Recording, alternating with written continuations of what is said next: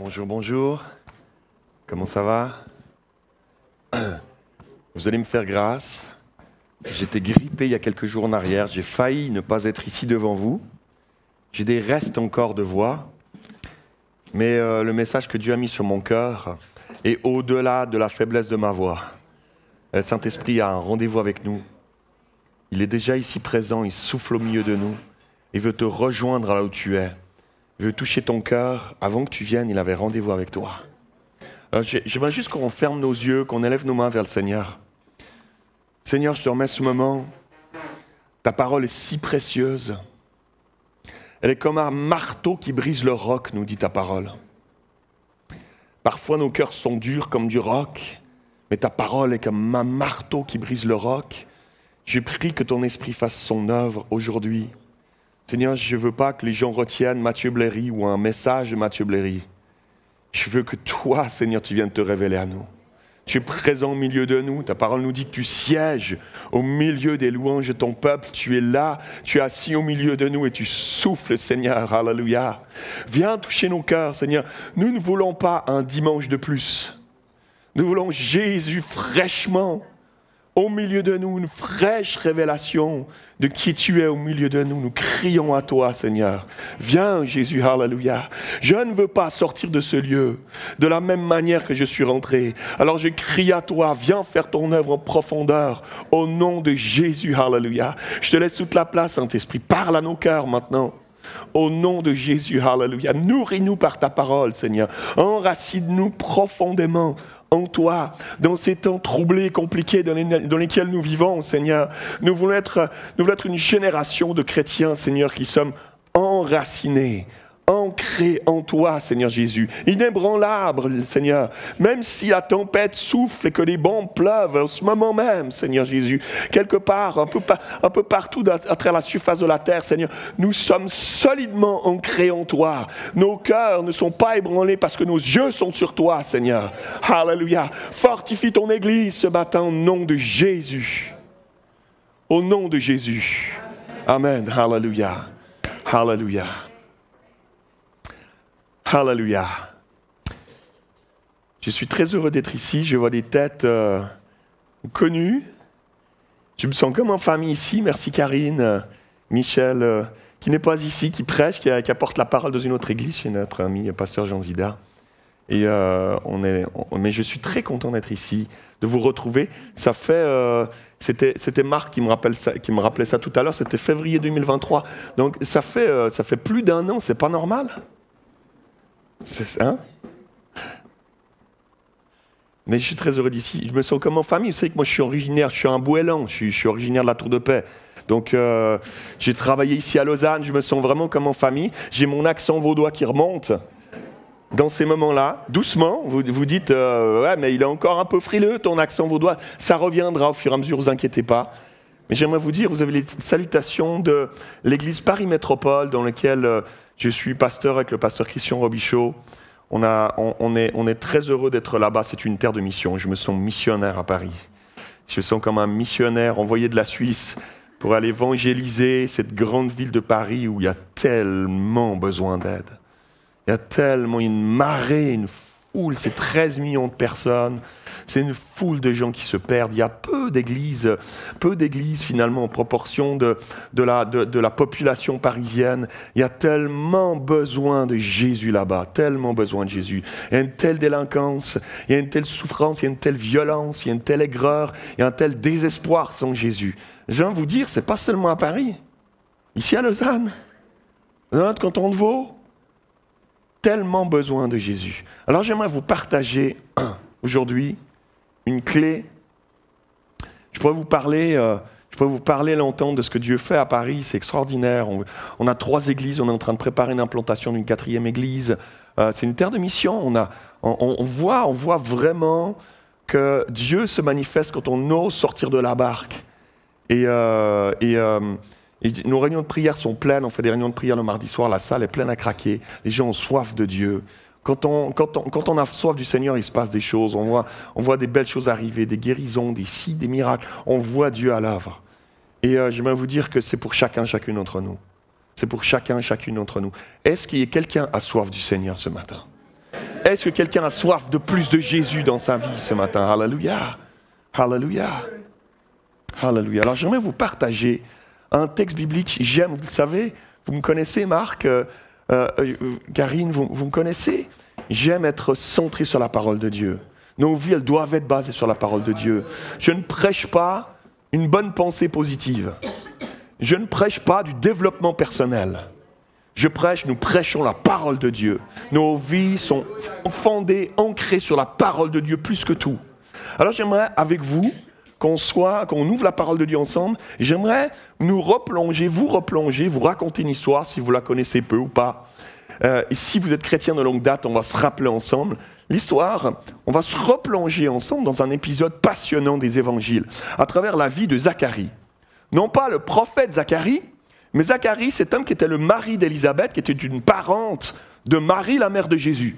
Cet homme-là, Zacharie, au moment où l'évangile de Luc nous en parle, Zacharie, la Bible nous dit que Zacharie et son épouse Élisabeth étaient déjà dans un âge avancé et ils n'avaient pas pu avoir d'enfants. Donc on arrive un peu à la fin de l'histoire. C'est pas comme certaines histoires où on voit... On démarre au début de l'histoire et puis Samuel était petit, puis on le voit grandir et puis sa mère le consacre. On voit même avant qu'il arrive dans ce monde, sa mère qui ne peut pas avoir d'enfant, etc. Puis on le voit grandir et puis on voit comment Dieu met sa main sur lui, il l'appelle quand il est au temple avec Élie. Samuel, oui, et ton serviteur écoute. Non, là on est dans l'histoire de Zacharie et Élisabeth et la Bible nous dévoile cette histoire à la fin. On découvre, c'est déjà un peu la fin, quoi. C'est sur le dernier épisode de leur vie. Et la Bible nous dit qu'ils ne pouvaient pas avoir d'enfants. Et je ne sais pas si vous connaissez des couples qui n'ont pas pu avoir d'enfants. Peut-être vous-même, vous avez traversé cette période. Nous-mêmes, avec Nicole, début de notre mariage, pendant 5 ans, les médecins ont dit non, vous ne pourrez pas avoir d'enfants. Je me rappelle ce jour où j'ai posé ma main sur le ventre de Nicole et j'ai parlé à ses organes internes. J'ai parlé à son utérus au nom de Jésus. J'ai dit, tu vas te remettre en place, Dieu t'a créé parfaitement. Tu vas te remettre en place. 1 mois plus tard, elle était enceinte, alléluia. Et Salomé, notre fille qui est ici. Voilà, alléluia. Mais je sais ce que c'est, je comprends ce que c'est que de ne pas pouvoir avoir d'enfant. Il y a une espèce de souffrance qui est là. C'est souvent très compliqué à vivre. C'est compliqué à traverser. Les mois passent et puis la culpabilité qui est là. Pour celui du couple qui est stérile, qui se dit, tu aurais marié quelqu'un d'autre, tu aurais pu avoir des enfants à cause de moi. Et puis il y a un poids qui est là, il y a quelque chose qui est... Et puis le poids de la société qui est là alentour. Les gens qui sont là autour. Et en particulier, souvent même, venant de la famille proche, ils sont souvent bien intentionnés. Ils ne sont pas forcément mal intentionnés, mais souvent, il y a des remarques qui sont là. Voilà, c'est quand que ça arrive alors, hein? Va falloir s'y mettre un peu. Hein, c'est quand que ça vient? C'est ce genre de remarques, c'est bien intentionné, mais c'est à chaque fois comme un couteau dans le cœur. Et puis les mois passent. Et puis tu as à chaque fois l'espoir. Tu as l'espoir de pouvoir tomber enceinte. Et puis pop, les règles arrivent. Puis boum, la désillusion. Puis là, l'espoir dans le mois qui revient. Et puis les règles qui reviennent, puis c'est en dents de scie comme ça. Et les mois passent, et puis t'as ceux de ta génération qui tombent enceintes, qui ont des enfants, leurs enfants grandissent, puis toi ça vient toujours pas. Il y a une souffrance qui est liée à ça. Ceux qui n'ont pas connu ça, qui ne côtoient pas des gens, on peut pas s'imaginer cette souffrance qui est là. Et pour ajouter à cette souffrance que Zacharie et Élisabeth vivaient, il y avait le poids énorme de la société de l'époque qui était là. Le poids énorme de cette société religieuse qui faisait peser sur les couples stériles. C'était terrible, cette honte, comme une malédiction. Les gens les regardaient même, qu'est-ce qu'ils ont fait de faux? Qu'est-ce qu'ils ont fait comme péché pour que leur arrive ce genre de malédiction? Même les disciples, à un moment donné, ils ont dit, c'était pas pour une question de stérilité, mais pourquoi lui il est boiteux, pourquoi il est aveugle? Qu'est-ce que ses parents ont fait? Qu'il y ait une malédiction, pour qu'ils aient cette malédiction sur leur vie, etc. Et le poids d'une société religieuse qui était là, autour d'eux, l'opprobre de toute une communauté autour d'eux, dans lesquelles ils naviguaient pendant des années. Mes amis, on ne peut même pas s'imaginer. L'histoire de Anne et de Pénina est là pour nous raconter, on voit ça dans 1 Samuel. 1 Samuel nous décrit bien cela. Et un jour, alors que Zacharie, qui était aussi, nous dit la Bible, sacrificateur dans le temple, Alors qu'un jour, il est à Jérusalem, il se retrouve à offrir le parfum dans le temple à Jérusalem en tant que sacrificateur. Il rentre dans le lieu saint du temple de Jérusalem, devant tout le peuple. Et alors qu'il est là, la Bible nous dit qu'un ange va le rencontrer. Waouh, c'est pas rien, ça arrive pas tous les jours, hein, ce genre de, je sais pas toi, mais ça arrive pas tous les jours, hein, ce genre de choses. Hein. Un ange, c'est l'ange Gabriel. L'ange Gabriel lui apparaît, imagine, lui il est là, c'est comme un rituel, ça fait des générations qu'on fait ça. Ça fait des générations que le peuple vient, regarde le sacrificateur venir offrir le temple, offrir le parfum, il rentre dans le temple, la Bible nous dit qu'il l'offrait matin et soir le parfum dans le temple. Et là il rentre, c'est routinier, c'est normal. Et puis là, waouh, un ange qui est là, imagine, tu rentres dans ta cuisine madame, hein, la routine, etc., tu rentres dans ta cuisine, tout à coup tu te retournes, un ange est là. Je ne sais pas comment il a réagi, je ne sais pas s'il a renversé un peu de parfum au passage, mais un ange, l'ange Gabriel est là, et il va vers lui et il va lui donner un message de la part de Dieu. Et il va lui dire que sa femme Élisabeth va enfanter un fils et qu'ils l'appelleront Jean. Waouh! Et qu'il sera, littéralement il va lui dire, il sera celui qui ramènera le cœur des pères vers les enfants et les rebelles à la sagesse des justes, afin de préparer au Seigneur un peuple bien disposé. Waouh! Nous, on connaît la suite de l'histoire. On sait que ça va devenir Jean-Baptiste, on sait que c'est prophétique, tout ça. Mais imagine-toi, Zacharie, imaginez-vous, il est âgé maintenant. Il est sur la dernière saison de sa vie. Toutes ces années qui sont passées, toutes ces années à espérer sans résultat. Toutes ces années à espérer avoir un fils, avoir un enfant, toute cette honte, cet opprobre du peuple, ce regard des autres, depuis toutes ces années qui est là sur lui, tous ces questionnements, pourquoi nous? C'est sûr qu'ils se sont posés 1000 fois la question avec sa femme Élisabeth, pourquoi nous? Pourquoi nous? Pourquoi ça tombe sur nous? Pourquoi il faut qu'on vive cet opprobre-là, cette honte, tout ça qui est là pour nous, sur nous, toutes ces fois où on a croisé des familles nombreuses, avec des enfants, on est sortis de chez nous, puis qu'on les a vus jouer dans la rue, puis que ça nous est comme un poignard dans notre cœur. Toutes ces fois-là, imaginez-vous. Tout ça qui a dû remonter d'un seul coup dans le cœur de Zacharie. À ce moment-là, alors que l'ange Gabriel est en train de lui donner cette parole, parce que regardez ce qu'il va répondre. Ça se trouve dans Luc 1, verset 18. Elle dira à Gabriel, je suis désolé, on n'a pas de slide, j'ai pas eu le temps de vous les faire, mais je vous lis, hein, je vous lis tous les textes bibliques. Hein, vous pouvez, si vous avez votre Bible, vous ouvrez avec moi. Dans Luc 1, 18, regardez la réponse de Zacharie à l'ange Gabriel qui lui donne cette prophétie. Elle dira, mais comment connaîtrais-je cela? Il lui dit, car moi, je suis un vieillard, et ma femme est fort avancée en âge. Waouh! En gros, version Mathieu Blairy 2024, c'est pas un peu tard, non? C'est pas un peu tard? Ma femme est fort avancée en âge, ça veut dire quoi? Elle est âgée. Une femme âgée ne peut plus avoir d'enfants, la ménopause a pris place, c'est terminé. C'est trop tard, c'est pas un peu tard, non? C'est ça qu'il est en train de dire à l'ange. C'est maintenant que tu te pointes. C'est maintenant que tu viens me dire ça. Et l'ange va lui dire ceci. Moi, je suis Gabriel, qui me tient devant Dieu. Oh, ça te... Bam! Ça pose le truc. Ok. Il ne répond pas à sa question. Il ne répond pas, mais t'inquiète pas, tu verras, il va se passer un truc, je comprends ta colère. Non. Il dit, moi, je suis Gabriel, je me tiens... Juste tout à l'heure, là, j'étais avec Dieu. Je me tenais devant lui. Wow! Ok. Ce que tu es en train de me dire, là, ça vient de lui. D'accord, j'écoute, ok. Moi, je suis Gabriel qui me tient devant Dieu, et j'ai été envoyé pour te parler et pour t'annoncer ces bonnes nouvelles. Et voici, tu seras muet, et tu ne pourras point parler jusqu'au jour où ces choses arriveront, parce que tu n'as pas cru mes paroles qui s'accompliront en leur temps. Waouh! Pourquoi? Parce que la parole de Dieu s'accomplit toujours. Quand Dieu parle, la chose arrive. Quelqu'un a besoin d'entendre ceci. Quelqu'un ce matin a besoin qu'on te le rappelle. Quand Dieu parle, la chose arrive. ce que Dieu t'a dit, même si c'était il y a longtemps, et que tu as l'impression qu'il t'a oublié. Quand Dieu parle, la chose arrive, c'est juste une question de temps. Quelqu'un a besoin d'être encouragé avec cela ce matin. C'est juste une question de temps. Fixe tes yeux sur Jésus. Quand Dieu parle, la chose arrive. Parce que tu n'as pas cru mes paroles qui s'accompliront en leur temps, alors tu seras muet. Zacharie. Waouh! Et comme la parole de Dieu s'accomplit toujours. Alléluia! Élisabeth va tomber enceinte. Elle était ménopausée. Miracle. Double miracle, elle était stérile.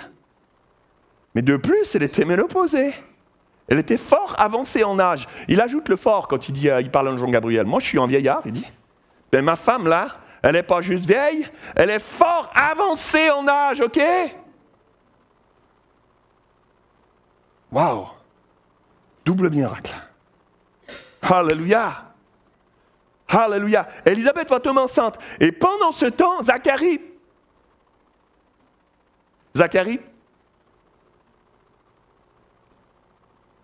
est muet. Il ne peut plus parler. Pour lui rappeler que quand Dieu parle, la chose arrive. Il avait besoin de se rappeler, lui qui était le serviteur de Dieu, qui offrait le parfum, qui faisait des actes spirituels. Il avait besoin de se rappeler que quand Dieu parle, la chose arrive. Il avait oublié ça. Et lorsqu'Élisabeth va accoucher, elle va avoir une petite fille. Ok, vous êtes avec moi. Je voulais juste vérifier, ils sont là avec moi. Elle va avoir un petit garçon. Parce que quand Dieu parle, la chose arrive. Et ils vont l'appeler Jean. Parce que quand Dieu parle, la chose arrive. Il a compris la leçon, Zacharie. Waouh! Et c'est là que Dieu va délier la langue de Zacharie. Et il va pouvoir se remettre à parler. Waouh! Et la Bible nous dit, Luc 1, 65, tous les gens du voisinage furent remplis de crainte. C'est une bonne crainte. C'est une révérence. C'est... Waouh! Et l'on parlait de tous ces événements dans toutes les montagnes de la Judée. Ce n'est pas juste dans le voisinage. Ce n'est pas juste dans la rue d'à côté.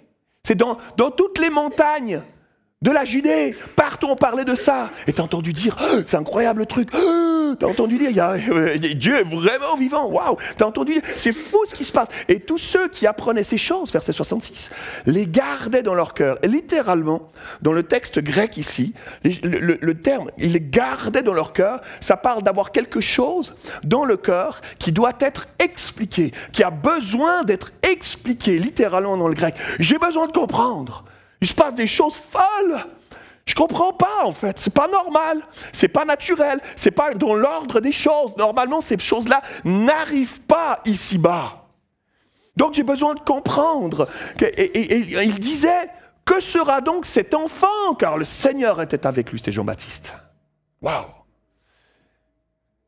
Est-ce que ça vous est déjà arrivé d'avoir besoin de comprendre? Seigneur, qu'est-ce que je suis en train de traverser en ce moment?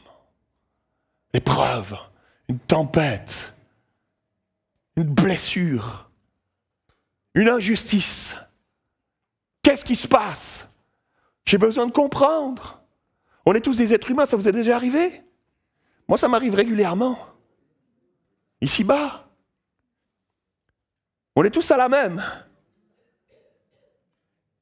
J'ai besoin de comprendre. Qu'est-ce qui se passe? Qu'est-ce que tu fais? Qu'est-ce que tu laisses faire, Seigneur? Je n'avais pas prévu que ça se passe comme ça. Je n'avais pas imaginé que ça fasse mal comme ça.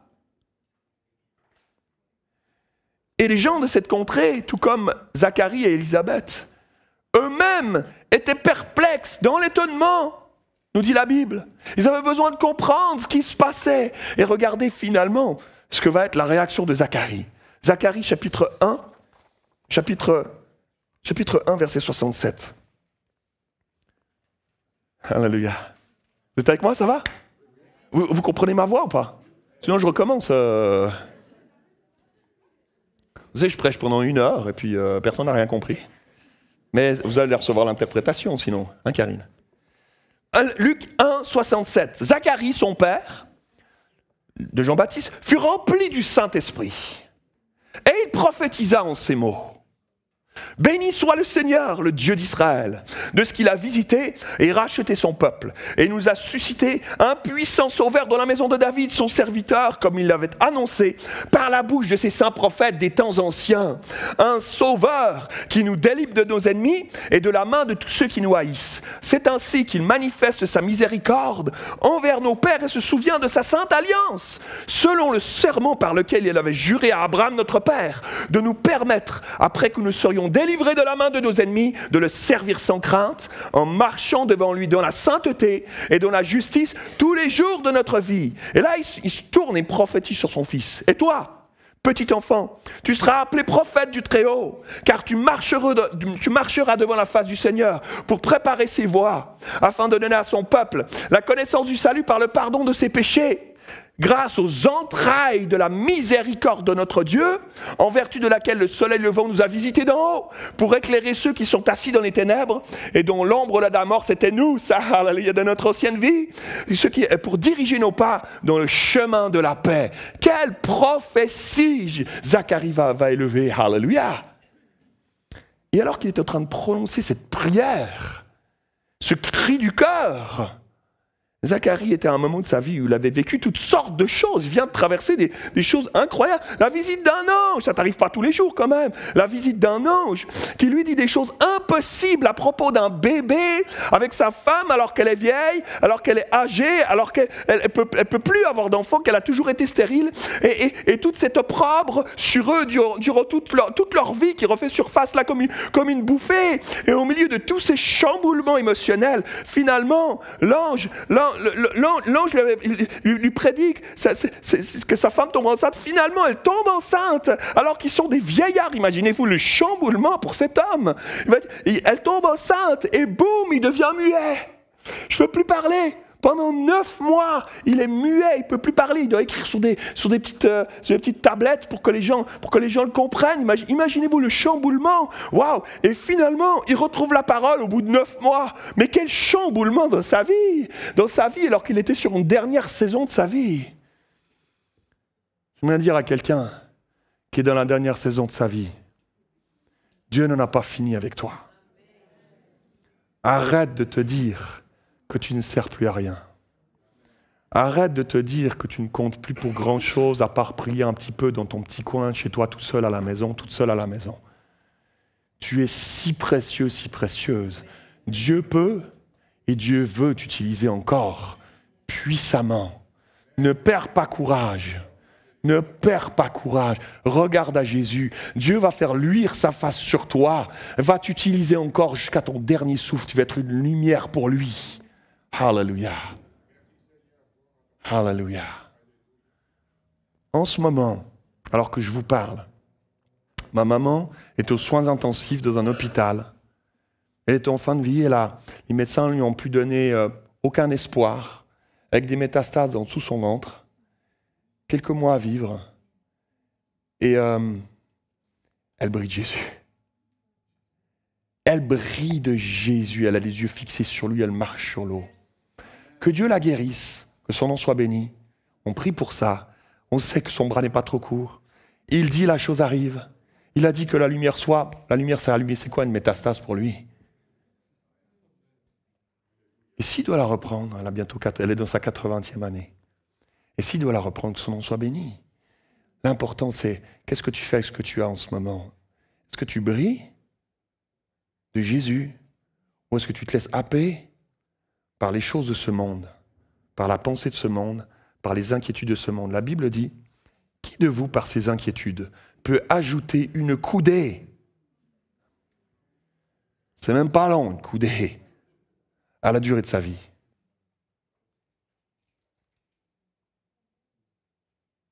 Non, c'est pas le temps de vivre comme le monde. Ça n'est plus le temps de s'inquiéter comme le monde s'inquiète. La Bible nous dit, ne soyez pas surpris de ces choses arrivent. Vous entendrez des guerres, des bruits de guerre. Ne soyez pas surpris que ces choses arrivent. C'est normal, c'est la prophétie qui est en marche, mes amis. Le monde doit se tourner contre Israël. C'est normal, ces choses-là. Est-ce que tu tiens ferme? Est-ce que tu continues à briller là où Dieu t'a placé? Au lieu d'être comme des chrétiens losers qui nous comportons pas mieux que ce monde, parce qu'on a des craintes de partout, parce qu'on se plaint de tout, parce qu'on a peur de tout. Dieu a un autre plan pour nos vies. Dieu a un autre plan pour l'Église dans ces temps de la fin, mon frère, ma sœur, que celui qui a des oreilles pour entendre, entende. Alléluia. Alléluia. Lorsqu'on vit toutes sortes de choses intenses, comme Zacharie, il est parfois nécessaire de s'arrêter pour faire le point. Seigneur, qu'est-ce qui se passe? Seigneur, qu'est-ce que tu fais? Prendre un peu de recul, laisser Dieu nous parler pour qu'on puisse comprendre. Ils avaient besoin de comprendre. C'est ce qu'on a vu dans le grec tout à l'heure. Ils avaient besoin, mais j'ai besoin de comprendre. Qu'on puisse comprendre par quel chemin est-ce que Dieu nous fait passer. Pourquoi tu permets ça? Qu'il nous donne des directives, nous rappeler certaines choses qu'on aurait peut-être oubliées comme Zacharie au fil de notre route si intense, ici-bas, de nos saisons de vie. Vous êtes d'accord avec moi? 2 personnes étaient d'accord avec moi, c'est pas grave, je continue. Zacharie avait besoin de se rappeler que Dieu est souverain. Ce n'est pas à propos de nous, c'est à propos de lui. Ce n'est pas par nos propres forces, c'est par la sienne. Et il a eu 9 mois pour y penser. Muet, alors que sa femme est enceinte. Ah. Il n'a pas pu lui dire « Qu'est-ce que t'es belle avec ton petit ventre arrondi ?» Il fallait qu'il l'écrive sur une tablette. Waouh!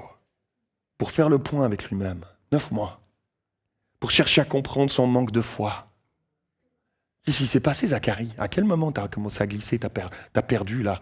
Tu as dévié ton regard, tes yeux, de fixer sur Dieu, là. À quel moment tu as dévié? À quel moment tu as perdu de vue que lorsque Dieu parle, la chose arrive? C'est à quel moment que tu as perdu ça de vue?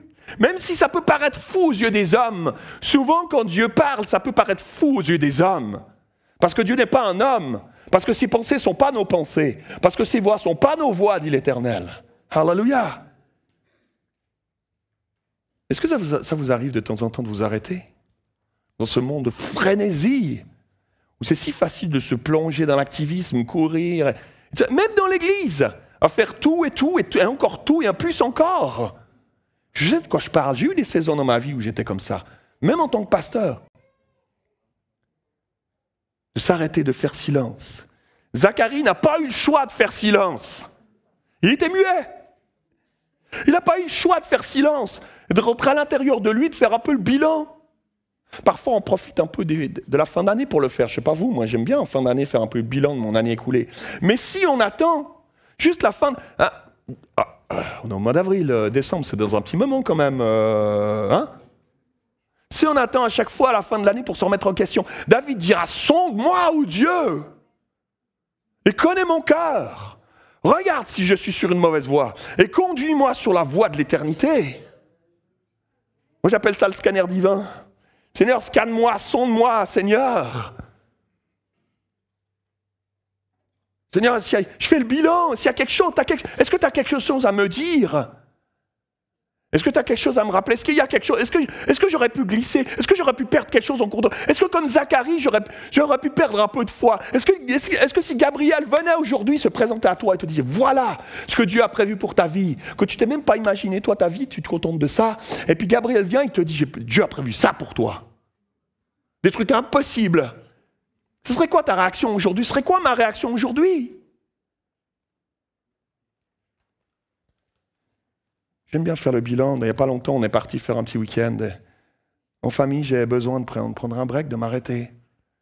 Donc la frénésie de tout ce qu'on peut faire, et même ce qu'on peut faire pour Dieu. On aime bien, avec Nicole, s'arrêter et prendre le temps régulièrement, à l'écart. Juste Dieu et nous. Et puis Dieu nous parle, ça fait tellement de bien. J'avais des questions, il y avait des choses sur lesquelles j'avais besoin que Dieu me confirme des choses, qui m'éclaire sur des choses que je n'avais pas saisies, que je n'avais pas compris. J'avais besoin que Dieu m'éclaire là-dessus. Alléluia. Il est venu me parler. Il est venu me parler, il est venu me rencontrer. Il est venu me redonner le cap. Dans ces moments-là, tu te redonnes le cap. Il te donne notre boussole divine. Papa, peut-être tu partais là, ou hop, le nord est là. Alléluia. Tu as besoin de ça. J'ai besoin de ça, nous avons besoin d'entendre Dieu nous donner le cap. Et si ce matin, je vous donnais une feuille blanche. Hein?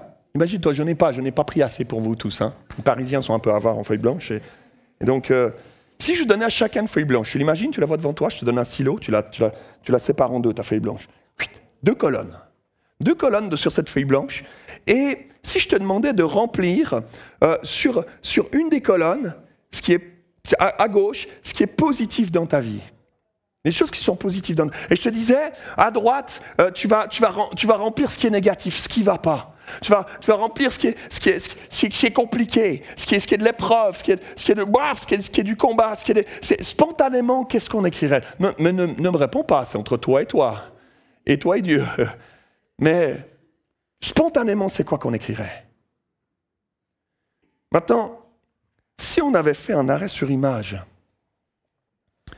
de la vie de Zacharie, avant qu'il monte au temple et qu'il serve ce parfum, et que l'ange Gabriel lui apparaisse. Vous êtes avec moi?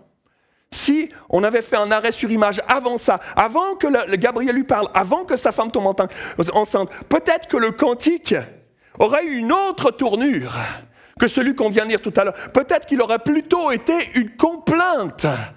La complainte de la vieillesse stérile. La complainte de l'opprobre d'un peuple et du regard d'un peuple sur ta vie stérile, toute ta vie. La complainte de la honte, la complainte de la tristesse, la complainte de cette tristesse solitaire que toi seul peux vivre, la complainte de cette vieillesse solitaire. Une complainte, imaginez-vous. Et plus que ça encore, regardez ça.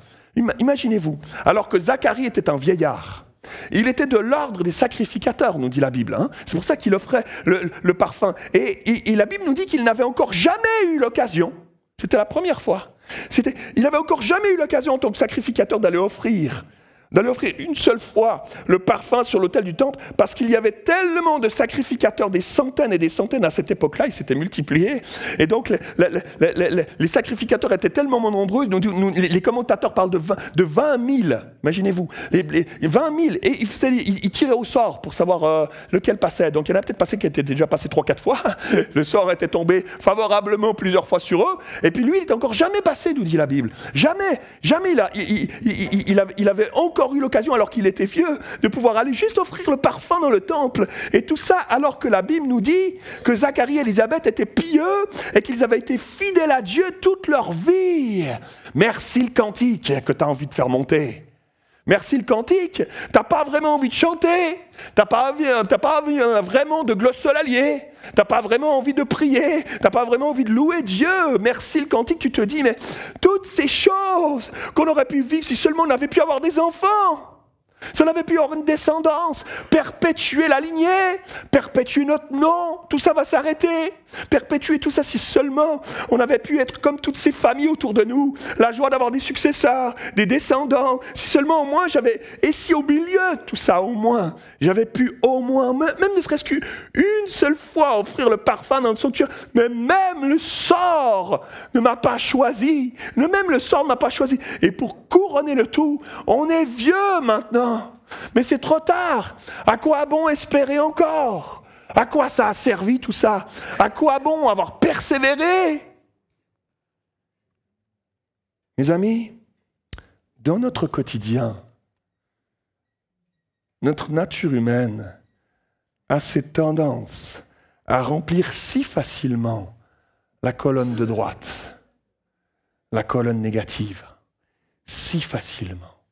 Ne faites pas semblant, je suis vaudois aussi. Ne dites pas, toujours c'est les Parisiens, et je suis vaudois.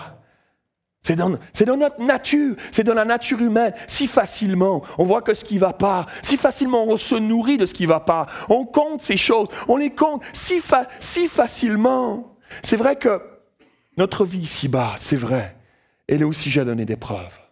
C'est vrai qu'avec les années qui passent, elles s'accumulent parfois. Elles sont là, des combats, des défis, des tempêtes, des injustices, des déceptions de toutes sortes. Et en même temps, nous ne sommes pas appelés à faire comme si ces tempêtes n'existaient pas. Je croise parfois certains chrétiens. Non, tout est beau, c'est magnifique, tout est extraordinaire. n'es pas obligé de dire ça. Tu peux dire ça va pas en ce moment. Tu as le droit. C'est la vérité, c'est la réalité. On vit ici-bas dans ce monde.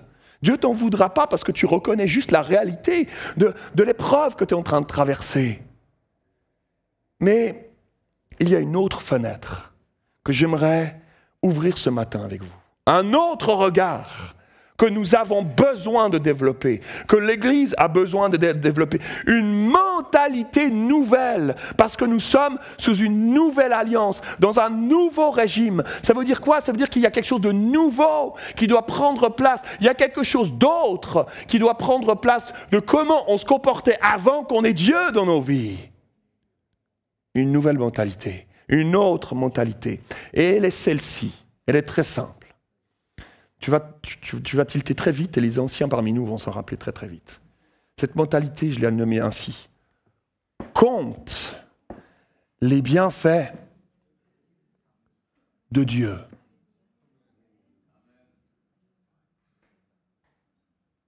Une autre mentalité, un autre regard à porter. Et c'est le titre de mon message. J'ai attendu jusqu'ici pour vous dire le titre de mon message, t'imagines? Donc j'ai fini mon introduction, maintenant je rentre. Non, c'est pas vrai. Marc a pris peur, Marc il vient d'avoir peur, je viens. Parce que nous baignons dans une société où lorsqu'on regarde les news, lorsqu'on regarde les nouvelles, vraies ou pas vraies, t'éteins et t'as juste envie de te décourager. T'as juste envie de t'enfoncer dans un trou quelque part, te dire où on va? Où va notre monde? Ce serait le rêve, j'ai rêvé un jour. Juste une fois un téléjournal, Marc, juste une fois un téléjournal où il n'y a que des bonnes nouvelles. Hein? Ce serait extraordinaire, ça. Ne rêve pas, ça n'arrivera pas. Non. Parce que c'est toujours ça qu'on met en avant. C'est toujours ça qui nous est présenté. Et on est dans une mentalité, notre monde baigne dans cette mentalité. Et nous ne sommes pas appelés à réagir, à penser comme le monde pense, mes amis. Non. C'est comme naturel. Et franchement, dans notre nature humaine, moi je viens de France et on dit que les Français sont râleurs. Ouais, mais faites pas les malins. On se plaint tout le temps. C'est-à-dire quand il fait beau, tu te dis ah vivement qu'il pleuve, il fait trop chaud. Quand il pleut, tu te dis ah il est où ce ciel bleu, ça se peut pas. On n'arrête pas en fait tout le temps. T'es au volant de ta voiture, Dieu te donne une bénédiction d'avoir une voiture à l'époque, ils se déplaçaient sur des chevaux avec des charrettes et il n'y avait pas d'amortisseur sur les charrettes, je te garantis. Et t'as une voiture, puis on se plaint parce que ça bouchonne un peu, parce qu'il y a trop de monde à la file, à la caisse au supermarché. Puis on se plaint, puis tout le temps, puis on alimente une mentalité comme ça, en permanence. En permanence, fais pas semblant, je sais. Et ça engendre quoi? Une mentalité. Ça engendre une mentalité, un état d'esprit. Le livre des Proverbes dit ceci, regarde bien. Proverbe 23, 7. L'homme est comme les pensées de son âme. Wow! C'est-à-dire que quand tu alimentes ces pensées-là, tu deviens comme tes pensées. Tu as des pensées négatives, tu deviens pessimiste, tu deviens râleur, tu deviens agressif, tu deviens colérique. Wow!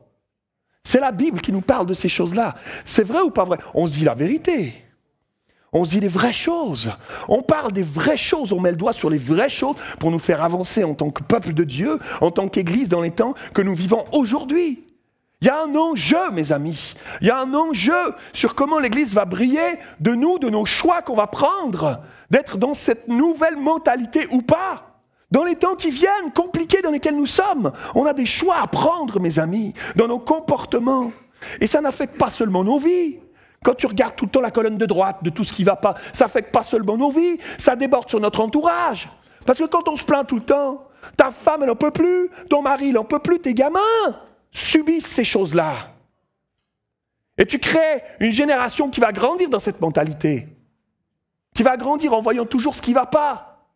Et qui va trouver normal après coup, en grandissant, de faire la même chose après, qui ne se rendront même pas compte que ce n'est pas comme ça qu'il faut faire.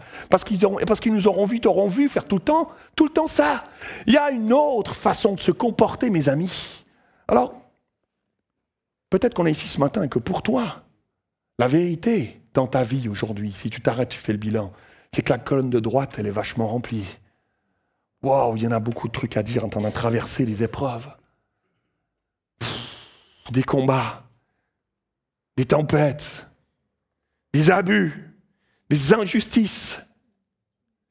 Mais le défi, c'est que lorsqu'on ne fixe les yeux que sur ces choses, quand on pose nos yeux que sur cette colonne-là, on ne voit plus les bénédictions. On ne voit plus ce que... ces choses-là s'estompent. Tranquillement, elles se mettent à disparaître. Il y a comme un voile qui vient devant nos yeux, comme un voile sur notre discernement et notre bon sens spirituel qui vient devant nos yeux. Et alors qu'il y a des choses que Dieu fait pourtant encore, on n'est plus capable de les voir. Seigneur, garde-nous de ça. Parce qu'à force de fixer nos yeux et nos pensées sur la colonne de droite, sur ce qui est toujours négatif, sur tout ce qui est lourd, tout ce qui est pesant dans notre vie, on voit plus ce que fait pourtant Dieu encore. Et on se retrouve avec une vision biaisée de la réalité. Parce qu'au bout du compte, ça t'amène à penser que Dieu ne se soucie plus de toi. Ça t'amène finalement, au bout du compte, à penser que Dieu ne fait plus rien, qu'il nous a délaissés, qu'il t'a oubliés. Mes amis, il y a une puissante clé ici, que celui qui a des oreilles pour entendre ce matin. Il y a une puissante clé ici face à l'ennemi de nos âmes, qui se réjouit, qui se rit des enfants de Dieu, qui tournent en rond dans le négativisme, dans le pessimisme, à se plaindre tout le temps pour tout. Et il y a une puissante clé à commencer à fixer tes yeux sur l'autre colonne. Ça ne veut pas dire que celle-là n'existe pas, on n'est pas dans le déni. On est conscient qu'il y a des combats, qu'il y a des défis. On a le droit de dire à Dieu, je ne comprends pas. On a le droit de dire à Dieu, aïe, ça fait mal. Mais commence à fixer tes yeux sur l'autre colonne. Commence à regarder, à fixer tes yeux sur les bontés de l'Éternel. Commence sur ses bienfaits. Mes amis, ce n'est pas un déni de la réalité, mais c'est un choix de dire, la tempête souffle en ce moment, mais mon Dieu est en contrôle. La tempête souffle en ce moment, je vis des épreuves. Mais Dieu est assis sur son trône. La Bible nous dit quand le déluge est arrivé, il était assis sur son trône. Il n'a pas dit « Wap !» Je ne l'avais pas vu venir celle-là. Il était assis sur son trône. Les tempêtes, les vallées qu'on traverse ne font pas tomber Dieu de son trône. Il reste souverain, il est assis sur son trône. Et il sait ce que tu traverses. Et il aimerait juste t'équiper pour que tu traverses ça avec lui. Ça fait toute la différence. Et tu vas sortir de cette vallée fortifié. Commence à poser tes yeux sur les bienfaits de l'Éternel. Commence à fixer tes yeux sur les bontés de l'Éternel, mes amis. Il est tout puissant.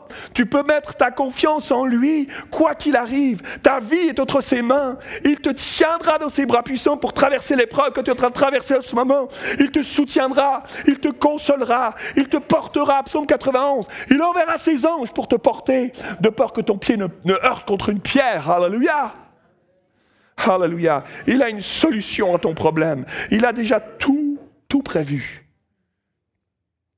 Quand il était sur la croix, ses dernières paroles, avant de dire « Père, entre tes mains, je remets mon esprit », il expirait, il a dit « Tétélestai ».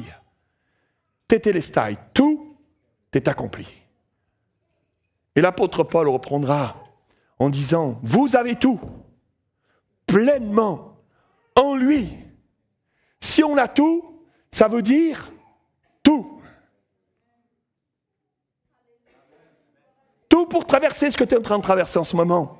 Est-ce qu'on vit sous la nouvelle alliance ou pas? Est-ce qu'on vit sous le nouveau régime de la grâce? Où on essaye, comme l'ancien régime, de gagner, d'essayer d'y aller par nos propres forces? Ce matin, il y a une grâce pour toi. Dans ta vie, dans ta situation. Demain, il y aura une grâce pour toi. La semaine prochaine, il y aura une grâce pour toi. Alléluia. Lorsqu'on se met à penser comme ça, il y a quelque chose qui se débloque dans le monde spirituel. Marc, est-ce que tu me laisses encore 10 minutes? Laisse-moi 7 minutes. Ça va? 10? Mais ils sont généreux à Lausanne. C'est extraordinaire.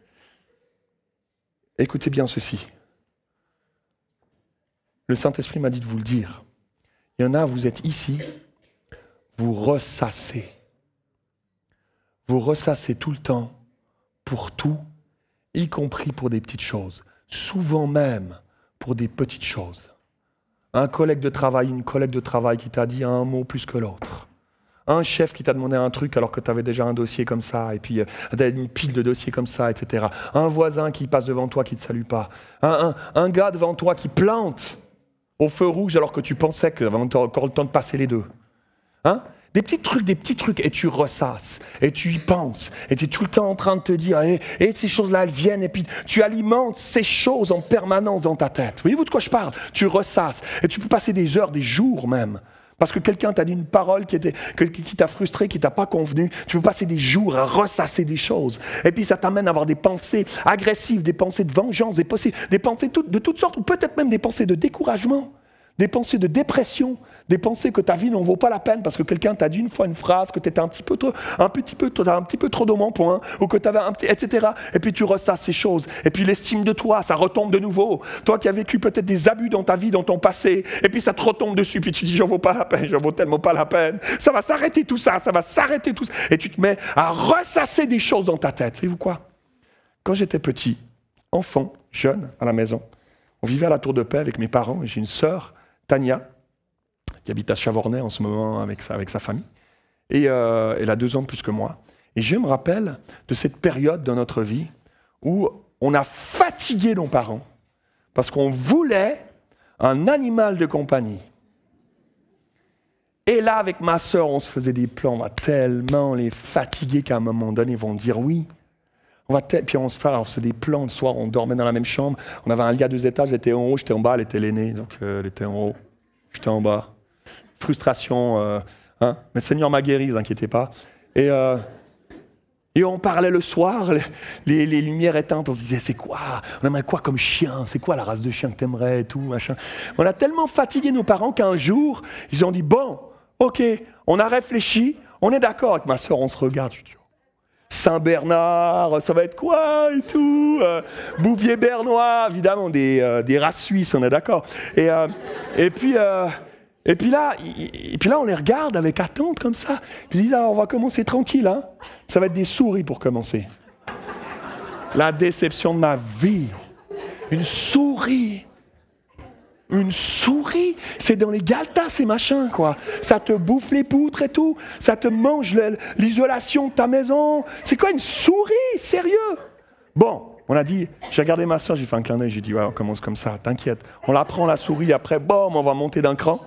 Et puis, c'est bon, on accepte la souris. Donc on s'est retrouvés avec des souris.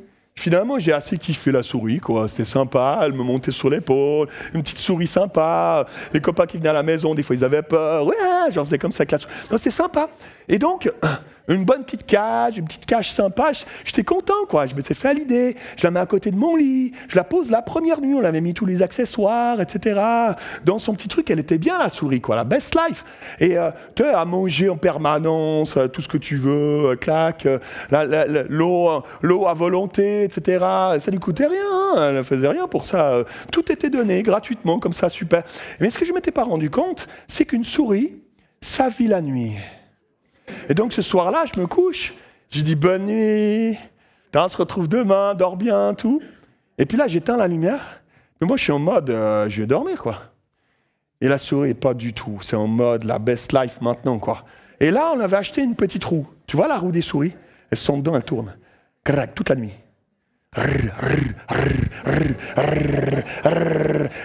11h, minuit, 1h, 2h, 3h du mat, j'allume la lumière, je lui dis oh, tu vas où comme ça? Tu vas où comme ça va pas ou quoi? Mais tu crois que tu pars? Mais le nombre de kilomètres que tu as déjà fait, on dirait que tu es en Australie. Sérieux? Mais tu te rends pas compte, tu es encore dans ta cage? Arrête ça, j'en peux plus. Donc là, finalement, la cage, elle a fini ailleurs, dans la maison. J'aimerais vous dire, c'est la même chose quand on ressasse. Tu tournes.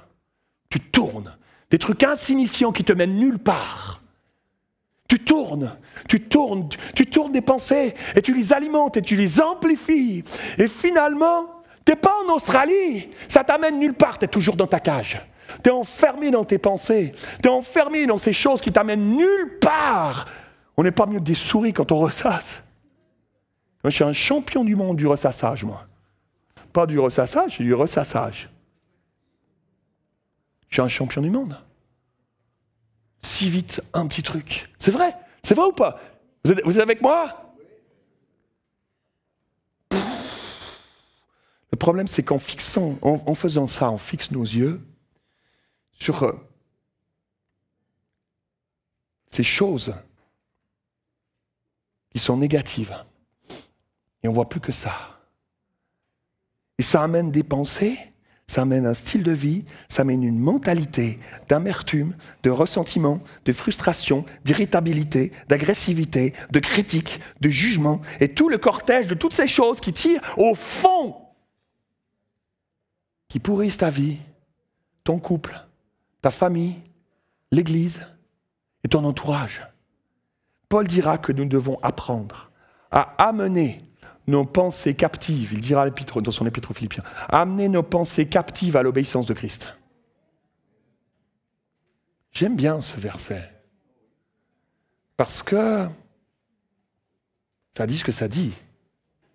Ça dit pas, ce serait bien que tu essayes de gérer tes pensées. Ça dit, le terme qui est utilisé, captif. Quelqu'un qu'on captive, c'est quelqu'un qu'il faut prendre de force. Personne n'a envie d'être captif. Hein? Parle avec les prisonniers en prison. Il n'y en a pas un qui dit « Oh, la classe, je suis trop bien. Oh, j'espère que ça va durer. Pourvu que ça dure. » Non? T'amènes tes pensées. Elles ne sont pas bonnes. Dieu ne veut pas que tu développes ces pensées-là. Ce n'est pas son plan. Ce n'est pas les principes de la nouvelle alliance, du royaume de Dieu. Ce n'est pas ces principes-là. Amène-les captifs, prends-les, tu les emprisonnes. Qu'elles ne ressortent plus de là. Waouh! Mes amis, nous avons besoin d'apprendre à fixer nos regards sur les bénédictions de Dieu. Compte-les. Regarde-les. Compte-les. Je te donne un exercice à faire. Tu vas rentrer chez toi tout à l'heure. Tu vas remplir la colonne de gauche. Fais-le déjà. Compte-les. Qu'est-ce que Dieu a déjà fait dans ta vie? Rappelle-toi. C'est une mentalité. Il y a un besoin de cliquer un bouton. J'ai prié que tu cliques ton bouton. J'ai prié, j'ai crié à Dieu cette nuit pour que Dieu fasse un déclic spirituel dans ta vie. Clique le bouton. Ah oui, parce qu'à force d'alimenter une mentalité négative, tu as creusé des ornières dans ta façon de penser et tu glisses tout le temps là-dedans et tu y reviens tout le temps, c'est plus fort que toi. Clique, il faut que tu sortes de ça. Il faut que tu dises, j'amène mes pensées captives. Non, je dirai pas ça de ma collègue. Non, j'arrêterai de penser comme ça. Non, j'irai pas là. Non, je ferai plus ça. Non, j'alimente plus ces choses-là. Non. Et commence à remplir la colonne de gauche. Commence à remplir les bontés de l'Éternel. Rappelle-toi comment il t'a sorti de la boue dans laquelle tu étais. Rappelle-toi comment il t'a délivré de tes dépendances. Rappelle-toi comment il t'a guéri. Rappelle-toi comment il t'a délivré de ta dépression. Rappelle-toi de comment il s'est servi de toi pour être un témoin vivant. Rappelle-toi comment il s'est servi de toi dans une saison de ta vie où tu amenais des gens à Christ. Et puis que c'est terminé. Rappelle-toi de ces choses. Alimente ces choses. Pose tes yeux sur ces choses. Pose tes yeux sur la foi de ce que Dieu a déjà fait dans ta vie. Et il y a quelque chose qui va être activé à nouveau dans ta vie. Ce sur quoi tu poses tes yeux est déterminant. Regarde bien. J'aurais tellement de trucs à vous dire encore, un truc de fou. Mais pourquoi? Marc, réinvite-moi. Réinvite-moi.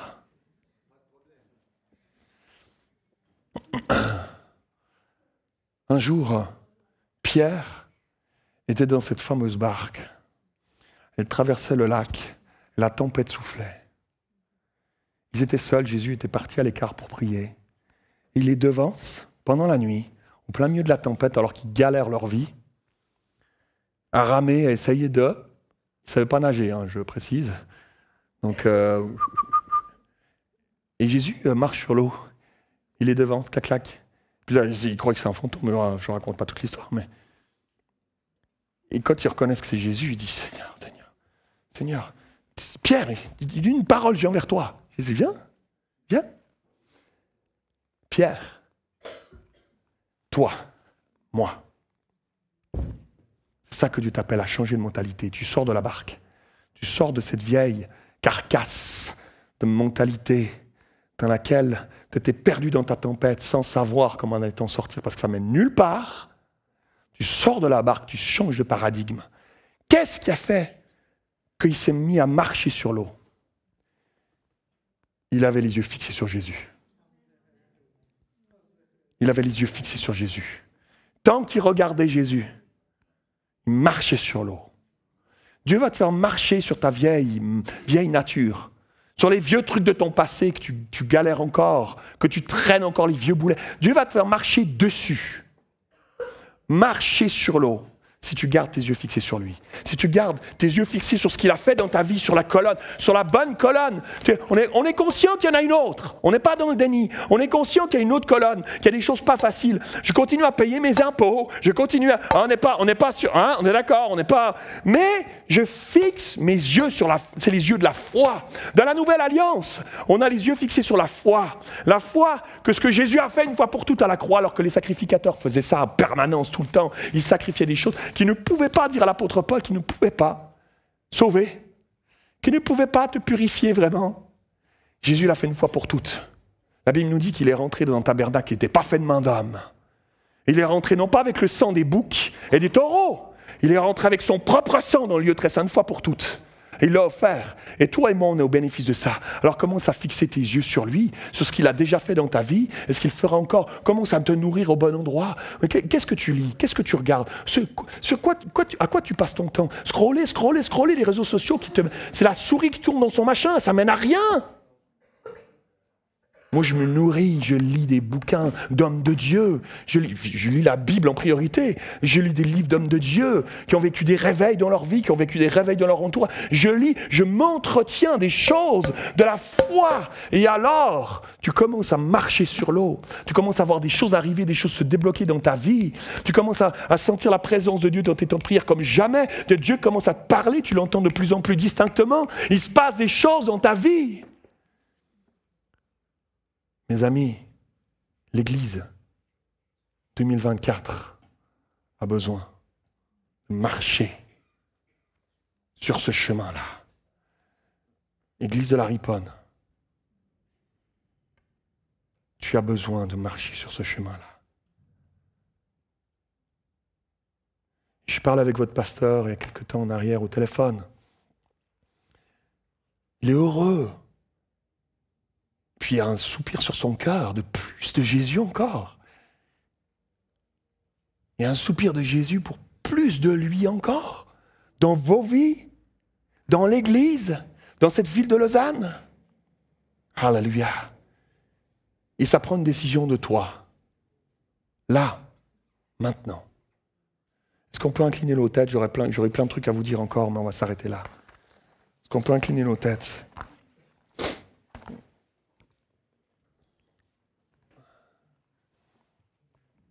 Est-ce qu'il y a des gens aujourd'hui qui disent « Moi, j'ai besoin de changer de mentalité. » Reconnais-le ce matin. Il n'y a pas de honte à ça, au contraire. Il y a de la joie dans le ciel pour un seul pécheur qui se repent. Moi, j'ai besoin de changer de mentalité. Je ne veux plus. J'ai prêché il y a quelques mois en arrière sur la question de la reconnaissance à Paris. Et ce jour-là, il y avait une femme qui était ici, qui était assise dans l'assemblée et qui a levé la main à l'appel, comme je suis en train de le faire maintenant. Et plusieurs semaines plus tard, sa famille est venue vers nous en nous disant « Vous avez fait quoi? C'est plus la même. » Elle râlait tout le temps. On n'en pouvait plus. Elle se plaignait tout le temps. Tout son entourage était affecté. Les gens n'en pouvaient plus d'elle. Ses voisins n'en pouvaient plus d'elle. Et elle venait tous les dimanches à l'église. Et ce jour-là, elle a pris une décision. Et ça a tout changé. Elle dit, vous avez fait quoi avec elle? C'est plus la même. Elle chante quand elle cuisine maintenant. Elle est positive. Dieu transforme encore aujourd'hui. Il veut transformer nos mentalités. Il veut transformer ta mentalité ce matin. S'il y a quelqu'un qui dit, Seigneur, je change de mentalité, je lève ma main. Il n'y a pas de honte à ça, on change notre mentalité. Je veux commencer à regarder l'autre colonne, commencer à compter les bienfaits de Dieu. Alléluia. Moi, je lève mes mains avec vous parce que trop souvent, je retombe dans mon ornière. Alléluia. Seigneur, change notre mentalité, Seigneur. Apprends-nous à marcher par la foi. Apprends-nous à marcher sur l'eau en gardant les yeux fixés sur toi dans ce monde qui va mal autour de nous, c'est vrai. Même au milieu de ce contexte compliqué à mon travail, Seigneur. Même au milieu de ce contexte compliqué dans ma famille, je veux garder les yeux fixés sur toi, Seigneur. Apprends-moi, je veux prier de toi. Je veux plus être dans la mentalité de l'ancienne alliance, Seigneur.